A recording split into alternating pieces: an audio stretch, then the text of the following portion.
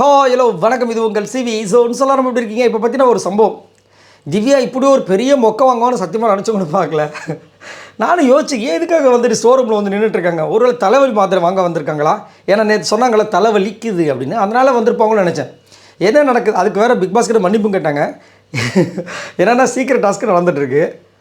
Sandra முன்னாடியே வந்துட்டு கெமிக்கிட்ட போயிட்டு கெமிக்கிட்ட அந்த விஷயத்த சொல்லி கெமி மேலே கருப்பு கலர் துணியை போட்டு கூப்பிட்டு போய் தலை ரூமில் உட்கார வச்சாச்சு.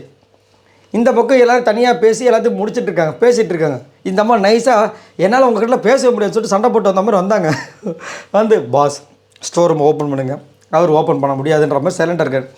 பாஸ் ஓப்பன் பண்ணுங்கள், யாராவது வந்துட போகிறாங்க மைக்கை வச்சு. அவர் கம்முன்னு இருக்கார். பாஸ் ஏன் பாஸ் இப்படி பண்ணுறீங்க? ஐயோ எனக்கு கை காலெலாம் புதறபான்னு இருக்கேன்ற மாதிரி வந்து டென்ஷன் ஆகிறாங்க. நான் என்ன மாத்திரைக்கே இவ்வளோ டென்ஷன் ஒன்றும் புரியலைன்னு பார்த்தா சாண்ட்ரா வந்து கூட்டு போன விஷயமே, அதை கெமியை கூட்டு போன விஷயம் இவங்களுக்கு தெரியாது போல இருக்குது. இவங்க என்ன நினச்சிட்ருக்காங்க? நினச்சாவே சிரிப்பு வருது. இவங்க தான் போயிட்டு கெமியை கூட்டு வர போகிறாங்க போல நினச்சிட்டு இங்கே வந்து டோர் ஓப்பன் பண்ண சொல்கிறாங்க. அவருக்கு தெரியும் அங்கே சிரிச்சிருப்பார் நினைக்கிறேன் பிக் பாஸ். கண்டிப்பாக சிரிச்சிருப்பார். ஏன்னா இவங்க போய் ஓப்பன் பண்ணுங்கன்னு சொல்கிறாங்க கெமியை கூட்டு போகிறதுக்கு. ஆனால் கெமின்ற விஷயங்கள் உங்களுக்கு தெரியாது. அவர் ஓப்பனே பண்ணல.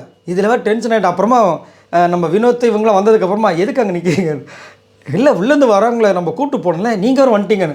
ஏங்க அவங்களாம் கூப்பிட்டு போய் உள்ளே உட்கார வச்சாச்சுங்க. ஆனால் பாவிகளா ஏன்டா அப்படி பைத்தியம் ஆகிட்டீங்கன்னு சொல்லிட்டு அவங்க அந்த பக்கம் பேசி செம்ம சிரிப்பு எனக்கு ஒரு பக்கம்.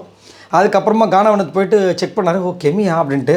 இங்கேருந்தே கேட்டாங்க திவ்யா, யார் கெமி? ஓ கெமியா, அவ்வளோதான். கெமிக்கு இவங்களுக்கு ஒரு வேளை ஆகாதோ என்னன்னு தெரியல. ரைட், இப்படி தான் வந்து போயிட்டு. சரி, நீங்கள் இதை பற்றி என்ன நினைக்கிறீங்கன்னு சொல்லுங்கள். பாய் நண்பர்களே.